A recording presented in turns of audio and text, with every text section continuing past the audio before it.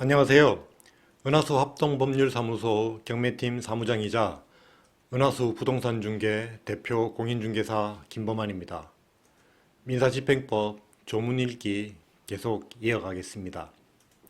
민사집행법 제70조 채무불이행자 명부 등재 신청 제1항 채무자가 다음 각 호 가운데 어느 하나에 해당하면 채권자는 그 채무자를 채무불이행자 명부에 올리도록 신청할 수 있다.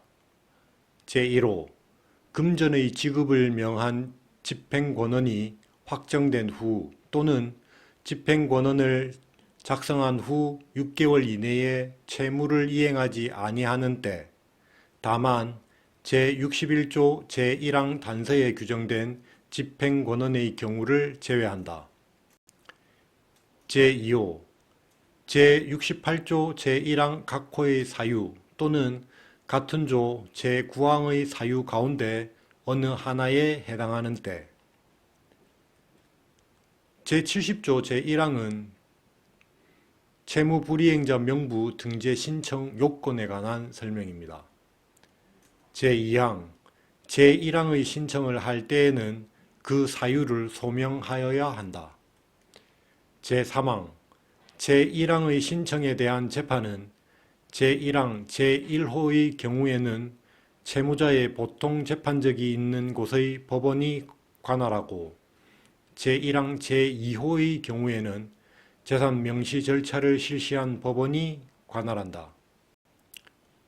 채무불이행자 명부는 금전 지급을 목적으로 하는 집행권원으로서 가집행 선고에 기하지 아니한 것의 채무를 일정 기간 내에 이행하지 아니한 채무자 또는 재산 명시 절차에서 감치 또는 벌칙에 해당하게 된 채무자의 인적 사항을 일정한 양식에 등재하고 법원에 비치하는 명부를 말합니다. 제71조 등재 신청에 대한 재판 제1항 제70조의 신청에 정당한 이유가 있는 때에는 법원은 채무자를 채무불이행자 명부에 올리는 결정을 하여야 한다. 제2항 등재 신청에 정당한 이유가 없거나 쉽게 강제 집행할 수 있다고 인정할 만한 명백한 사유가 있는 때에는 법원은 결정으로 이를 기각하여야 한다.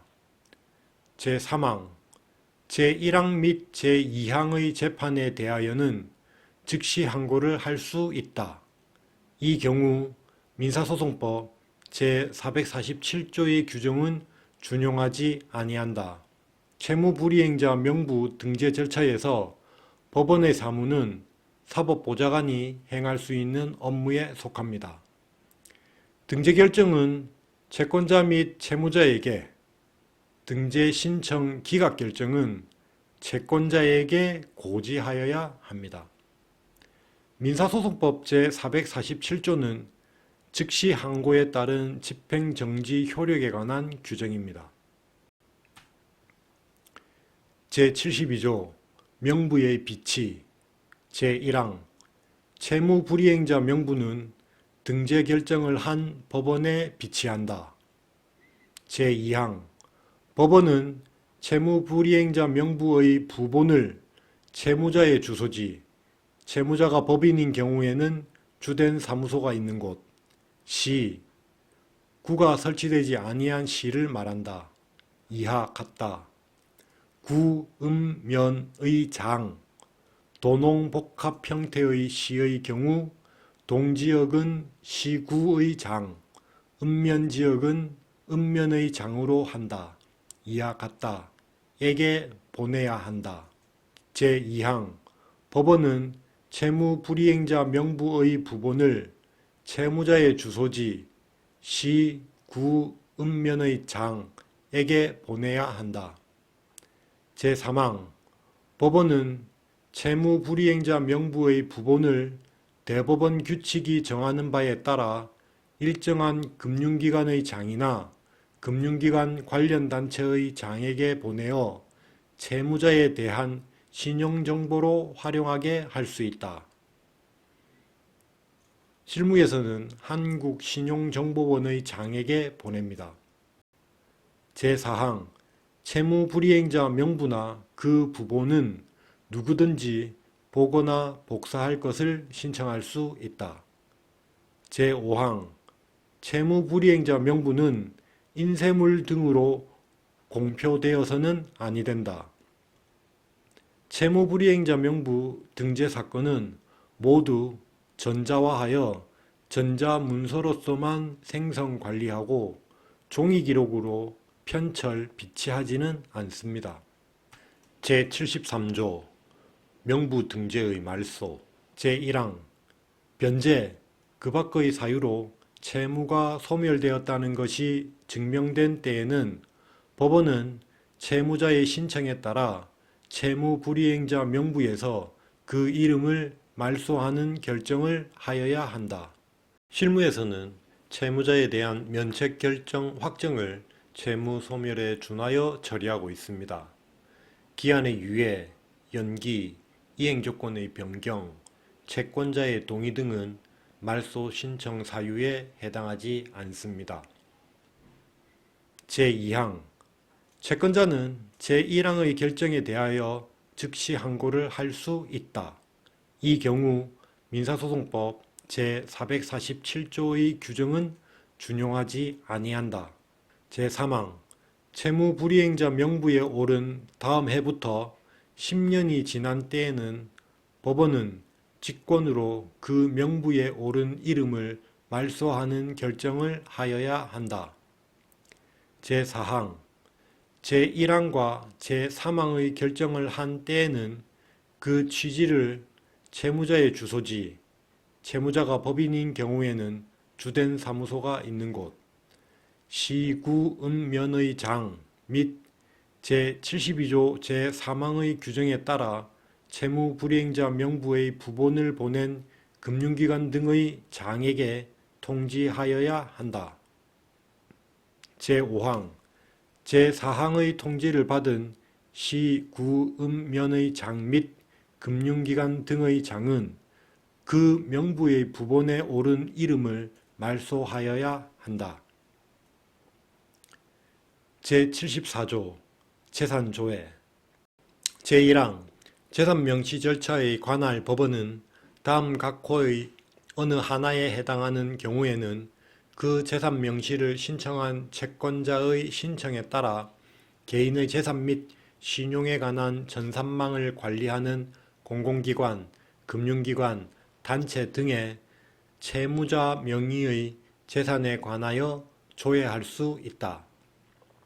제1호 재산명시 절차에서 채권자가 제62조 제6항의 규정에 의한 주소 보정명령을 받고도 민사소송법 제194조 제1항의 규정에 의한 사유로 인하여 채권자가 이를 이행할 수 없었던 것으로 인정되는 경우 재산 명시 신청은 각하되더라도 재산 조회 신청은 할 수 있습니다.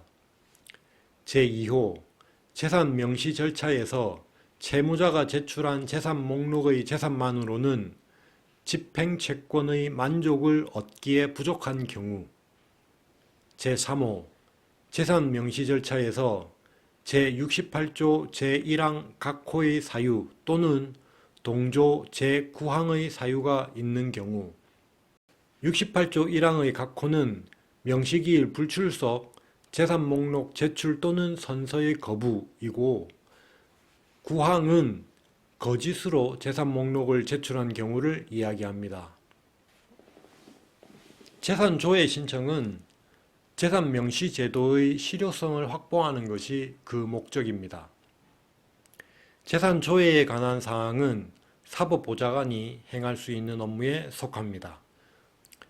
재산조회 사건은 모두 전산화하여 전자문서로만 생성 관리하고 있습니다. 재산조회는 재산명시를 신청한 채권자만이 신청할 수 있습니다.